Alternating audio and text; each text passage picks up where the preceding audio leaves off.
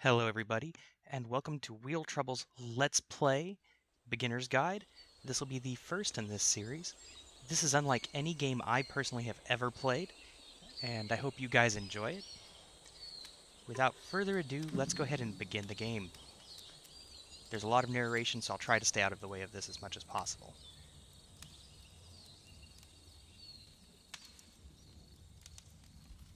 There's also a jump command with the spacebar.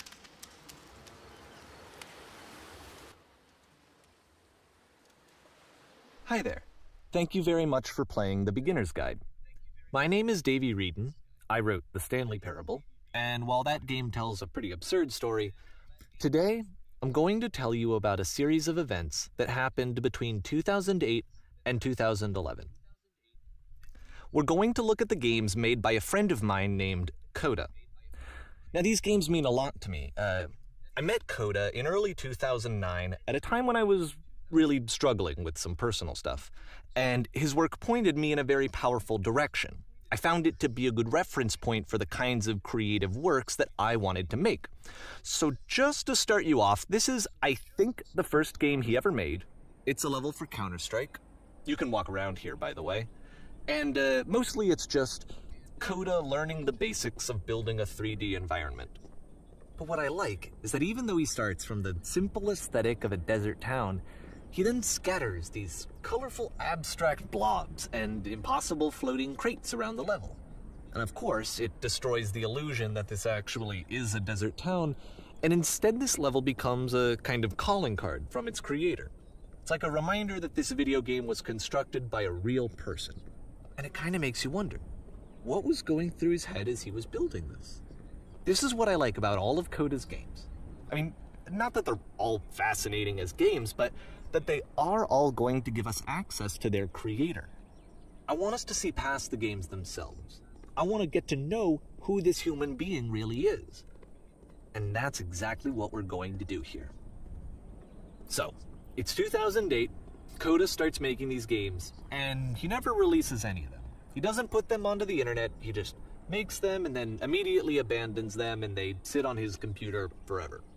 And I think he really understood this image of himself as a recluse. At one point, he jokingly renamed his computer's recycling bin to Important Games Folder.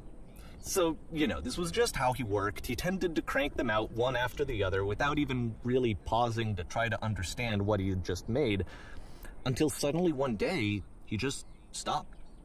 In 2011, that was it. He made his last game, and then he hasn't made another one since.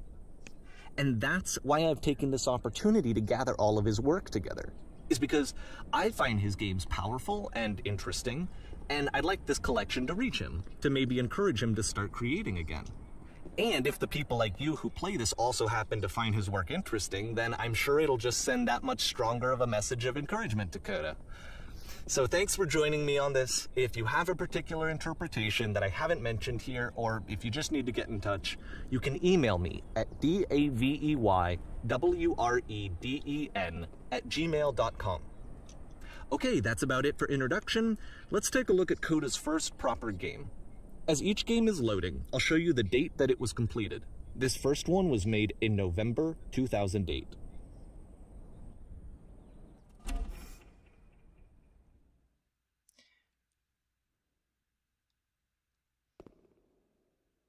There we have the intro. David seems honest enough. This game, like I said, is unlike anything else you ever see. Warning. Whisper machine active. Shift disruption imminent. This game is called Escape from Whisper, and it's one of the more generic games you'll see from Coda.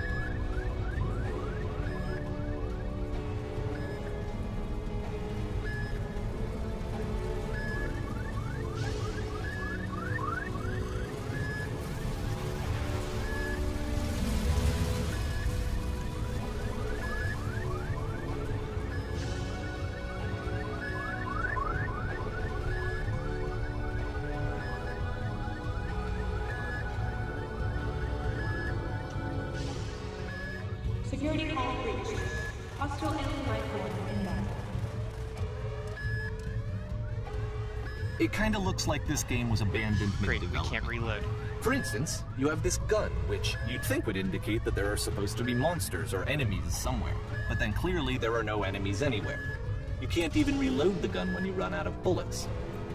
But ultimately we don't really know. Maybe Coda thought that actually it was complete the way that it is. And I think that we should talk about his games for what they are, rather than for what they're not. Enemy force control. I love how you can see the bottom of the universe from this room.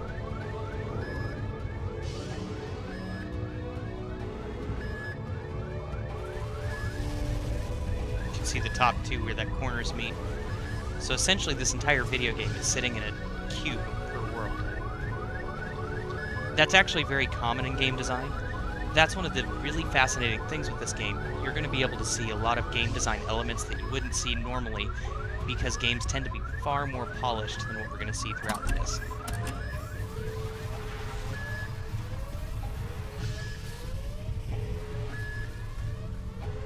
Apparently this space station has a labyrinth on it. Sure, I don't know. There's really no reason for it that I've ever been able to discern, so in the interest of time, I'm just gonna skip you on past it.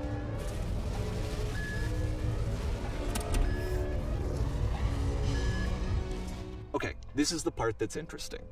The game has this narrative about the whisper machine and how it has to be turned off, and then you get to the engine room. Hey, you there, in the engine room. You could save us all. That beam is powering the whisper machine. We could disrupt it by introducing a great enough heat signature. If your body could stop the beam. It's so much to ask, but for all of our lives, would you do it? Could you give yourself?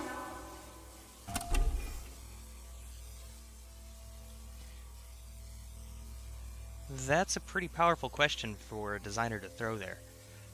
In a lot of games, Halo, MechWarrior, Myst, Abduction, you actually get to deal with certain This is not issues. a branching point. Unfortunately, the only option is to step into the beam. And so, having to deal with those ethical issues, the developers are sometimes exploring aspects of themselves. That's going to be something to keep in mind, as this entire game is an exploration of Coda and Coda's intent. Let me pause here for a second. What you just experienced, stepping into the beam and then dying, is probably what Coda had initially intended when he was developing this level. But when he first compiles and plays it, something goes wrong. There's a bug somewhere. And this is what happens instead.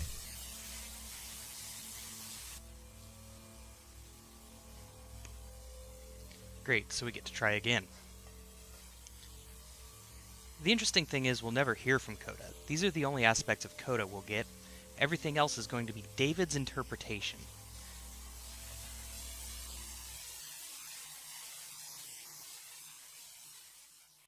There's the labyrinth, the space station.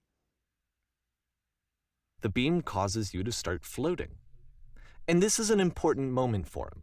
Because yes, this is technically a glitch, but Coda identifies something human about it. Like how small it makes you feel in the face of this larger chaotic system. Or this floating could be the afterlife, a peaceful place, juxtaposed against all of the hysteria that you've just had to traverse. I don't even know. I have no idea what he was thinking, but what's clear is that after making this, something lodges itself in his brain. He wants to do more of these really weird and experimental designs. So he stops work on this and moves on to a stream of tiny little games that go in all sorts of directions. Let's go ahead and take a look at the first game he made after leaving this one behind. November 2008.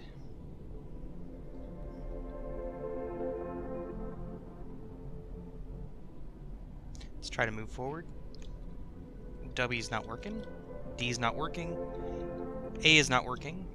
Jump works, that's something, and the mouse works. The past was behind her.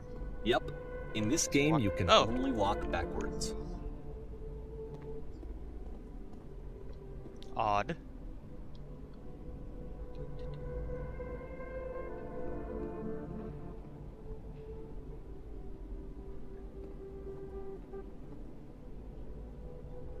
So it's a short and relatively minimalist experiment combining motion and narrative. It is less advanced than the previous game, but actually it seems to be more focused, more complete. Code is trying to give it a unique voice rather than simply basing it on a pre-existing trope. But the future could not be seen. Well, this one's certainly right. We didn't see this one behind us. Like he said, though, this game seems to have more of a complete thought than that space station to suicide. One of the fascinating things about this game is that really, these mini-games do seem to be sort of a diary. Why does the future keep changing? Yeah, that's kind of curious. That was not there before.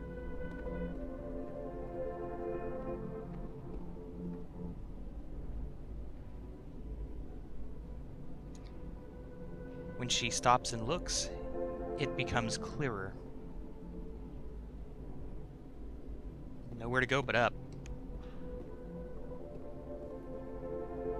I will stop periodically to try to read things.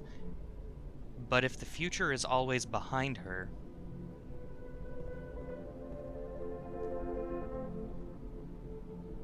how will she find the strength? This is odd. These messages weren't here before. They're appearing as we approach them. Interesting game design. So now that we've gotten this far, let's go ahead and run back and try to read these all in context. Complete the phrasing, as it were.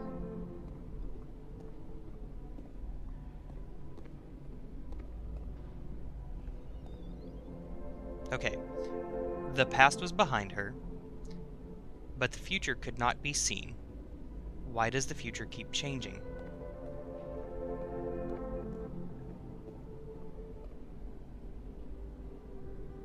When she stops and looks, it becomes clearer.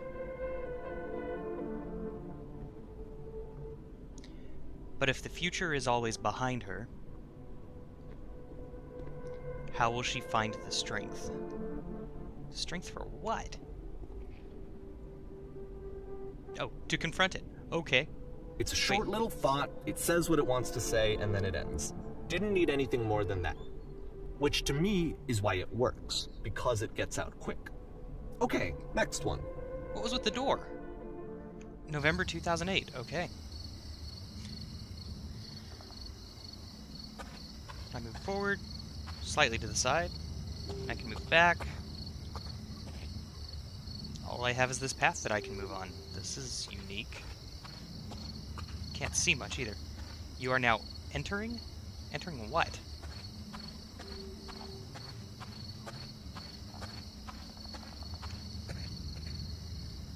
And that's it. Okay, the meaning of this game won't be clear just yet. Please be patient with me for a few more games, and I promise you'll see what makes it interesting. December 2008. Oftentimes, Coda would put bizarre titles like this one at the start of his games. Nonsense in nearly every I wish I'd direction. known him at the time that he was making these early games. He would really only talk to me about his work as he was making it. Once he stopped work on a game, that was it. It was dead to him. And I don't agree with that at all, but what are you gonna do?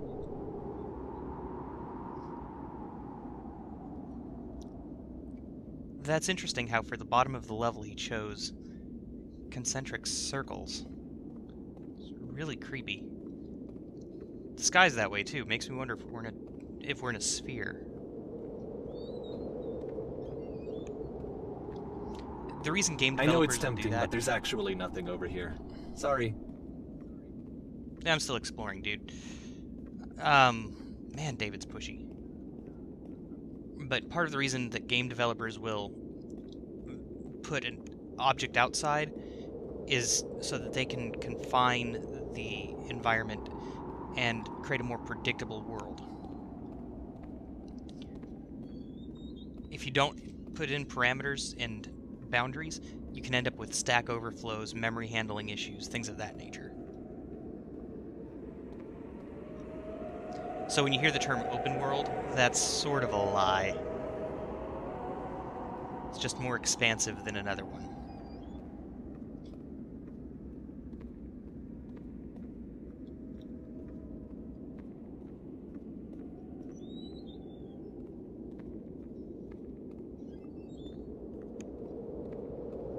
Nothing else to do but go up the stairs.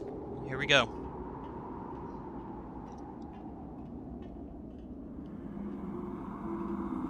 Why are we slowing down?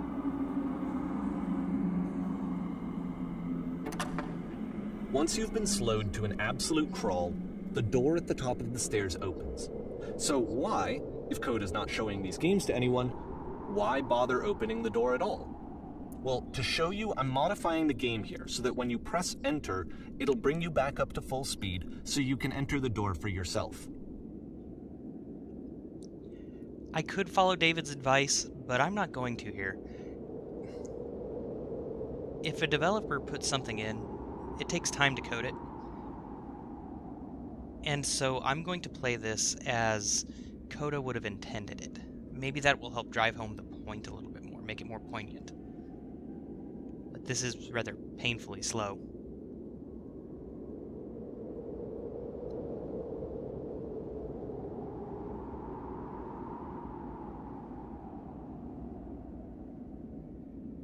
I find the wind effect very disconcerting as well.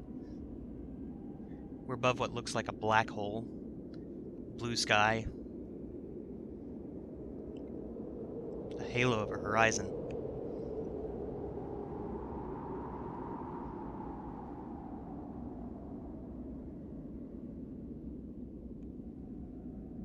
It just doesn't seem like we're getting anywhere.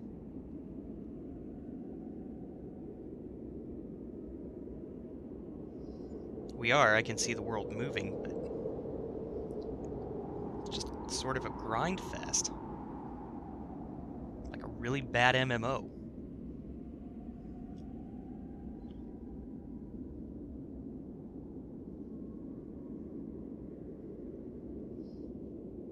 On the plus side, we're almost there.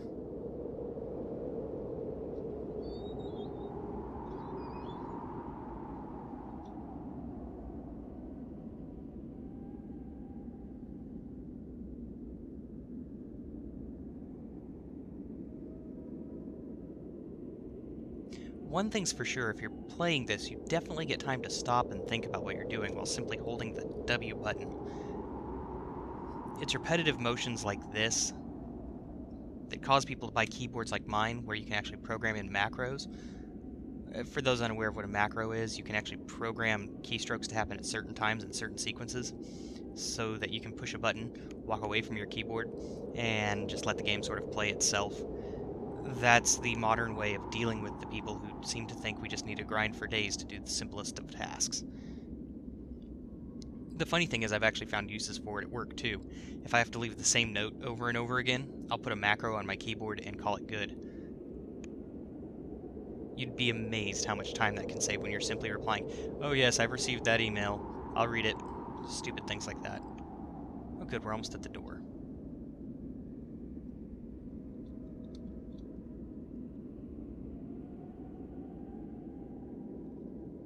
The Linkin Park song's starting to come to mind. If you can guess which one, put it in the comments below.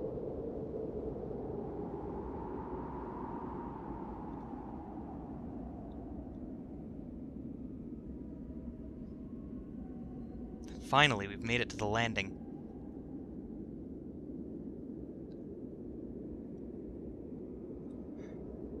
What a lovely little place to rest.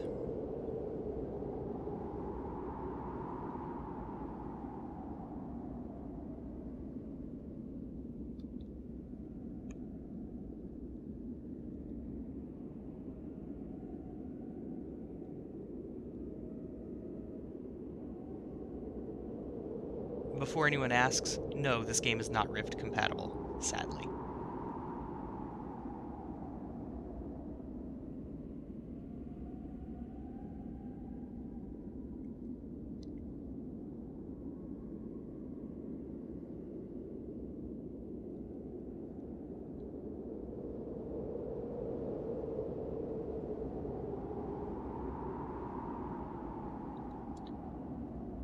You walk around talking people down from pursuing their hopes and dreams.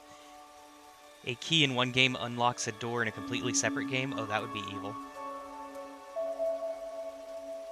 A room that's warm and nice and filled with little ideas for games. A series of lavish manuals come with the game giving you incorrect instructions on how to play. Coda would often tell me that he didn't mind if people thought of him as cold or distant. He said that he knew that he was actually a vibrant and compassionate person, but that it takes time to really see that. It can be a very slow climb to get there.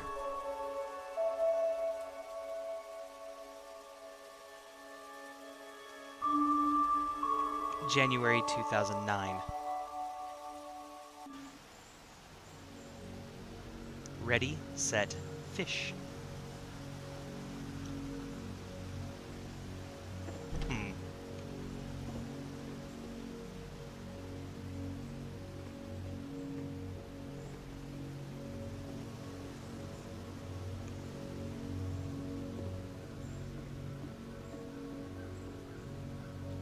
I love this level design. This would be awesome for a shooter. Well, this is new for Coda. It's an actual puzzle. Go ahead and see if you can solve it. Now I have played this before, so I will just run through the solution. You open the door, step in, step to the side a little bit, and you close the door.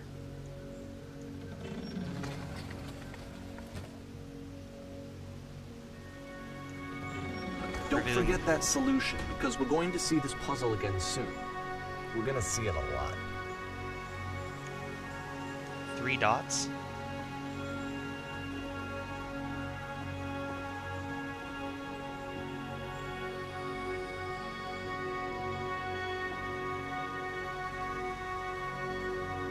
Little furniture, this place would be lovely. So that seems to be it, right? You walk down a corridor, you solve the puzzle, you get to the end. Simple enough. Alright, now I'm going to modify the game again, so that when you press enter, it'll remove all of the walls from this room. We don't really get a choice here. It's the only way to move the story along, and there's nothing to explore, so let's do it. Whoa.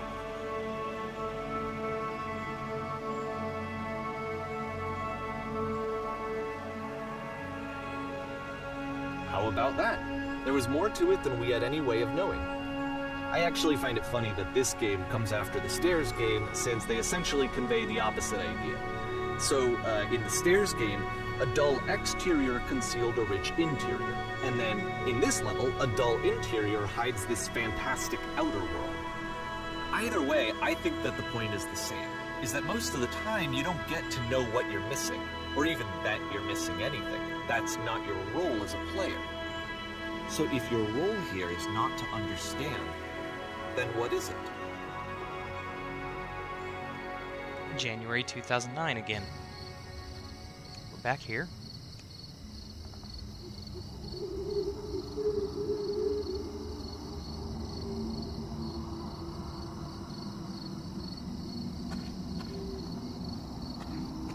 Still thinking about the tower room.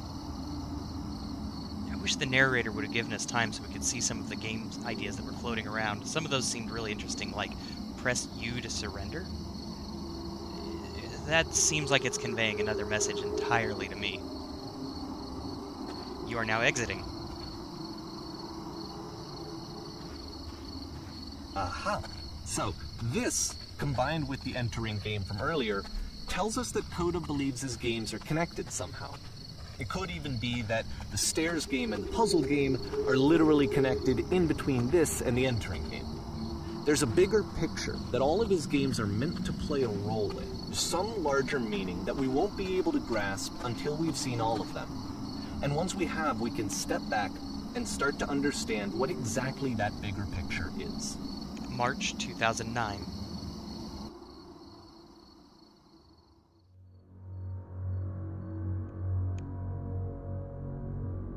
The Great and Lovely Descent.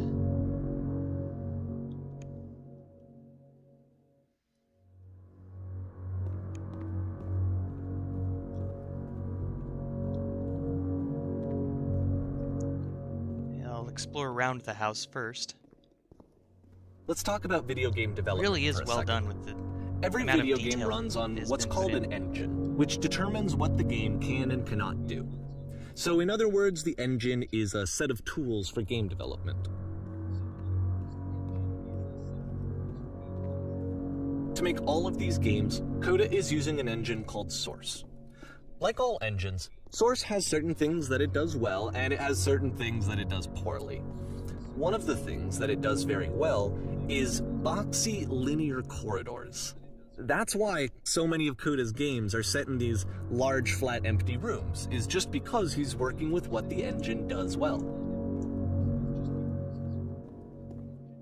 The tools available to the creator shape what kinds of creative work they're going to end up making.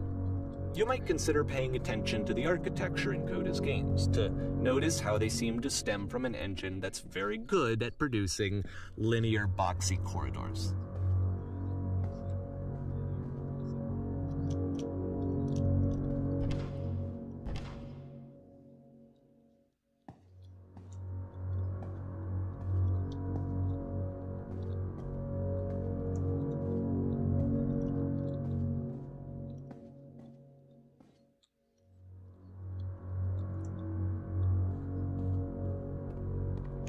Down we go.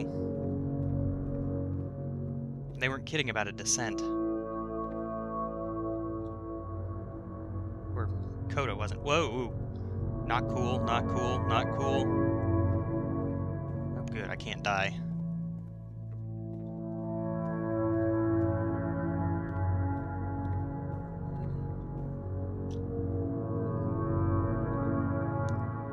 Can't die, what was that about? It's like a mobile threw up.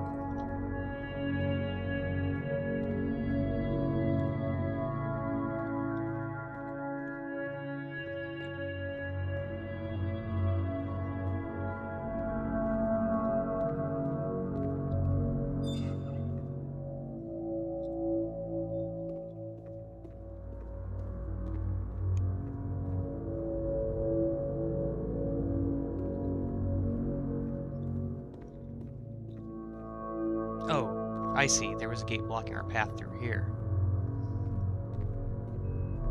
Prison?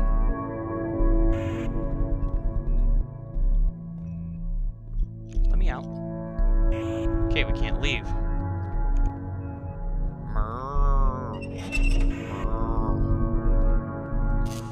Really? Alright.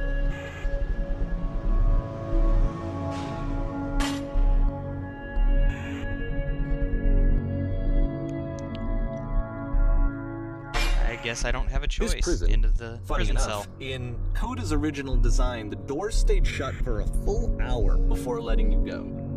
If you don't mind, I think we're gonna skip that.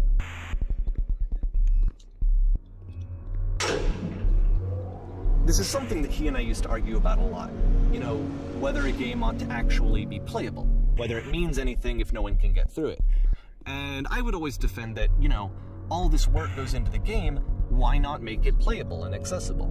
And so we just got into heated arguments over it, and there was one time that after one of these conversations, he went home, and a day or two later, he sent me a zip file entitled Playable Games that was full of hundreds of individual games, each of which was just an empty box that you walked around in and nothing else. Believe me, I played every single one of those just to find out if there was like a gag hidden somewhere. There wasn't. That swing is interesting. I do sort of agree with David here that games should have some purpose, some sense of completion. But having said that, and having played MMOs where there really is no end game, there is a debate there. I'd love to hear your guys' different thoughts in the comments below. There's those 3 dots again from an earlier game. Remember the one with the exterior that we couldn't see?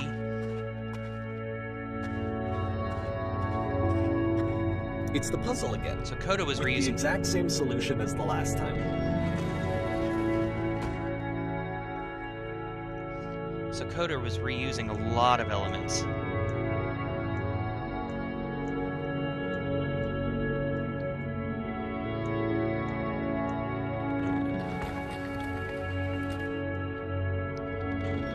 There's still no clear indication of what makes this puzzle so special that Coda is going to return to it over and over. But I promise I'll share with you my interpretation very shortly.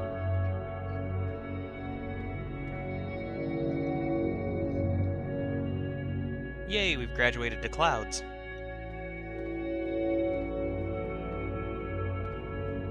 Those look like something straight out of the first Doom of the shareware version.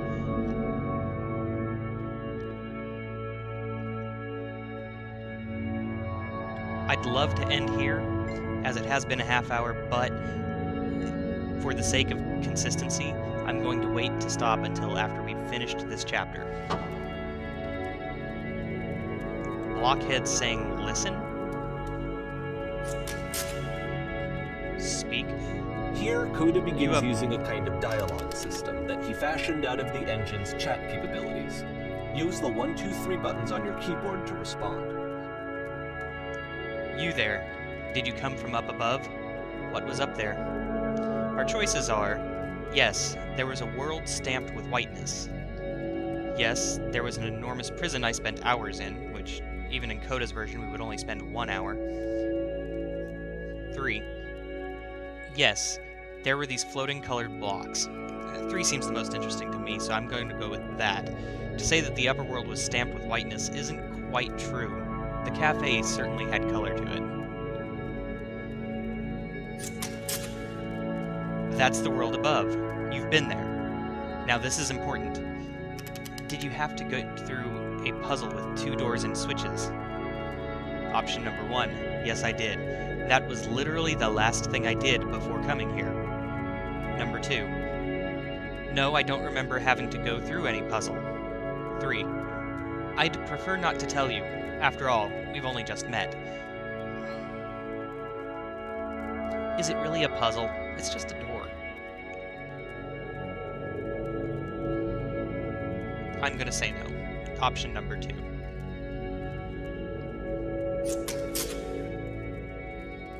You don't? But how did you get here? The puzzle is the only way. I guess they consider that a puzzle. Option number 1. There are other ways in and out. Option 2. I don't remember how I got here. Option 3. Wait, yes, I did solve it. I am the champion of solving puzzles. I can go anywhere I please. Considering I didn't even really consider that a puzzle, I'll go with 3.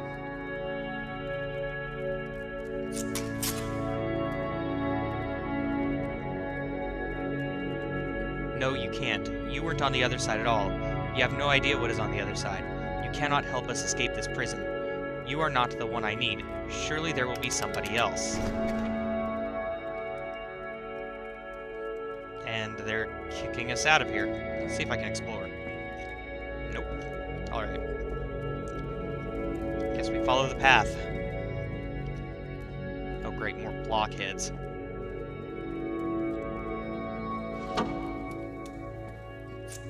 Hello, how did you get here? Was there a puzzle you had to pass through?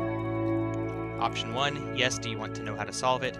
No, I've been here the entire time. Well, we've found from the last clowns that yes, it was a puzzle. So, option 1.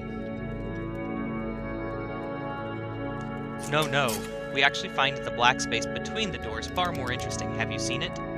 Option 1. Why would I care about the space between the doors? Option 2. Actually, now that you mention it, I remember feeling strange as I passed through it. 3. I don't recall a space between the doors. We remember it, so I'm going with option 1. What was the big deal about it? There is a reason, but it may take time before you understand, which is fine. You'll see it again soon. And another door opens.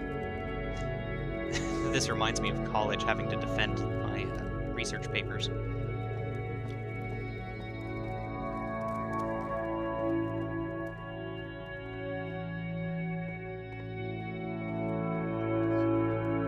And so we make one last descent down to the final floor of the level.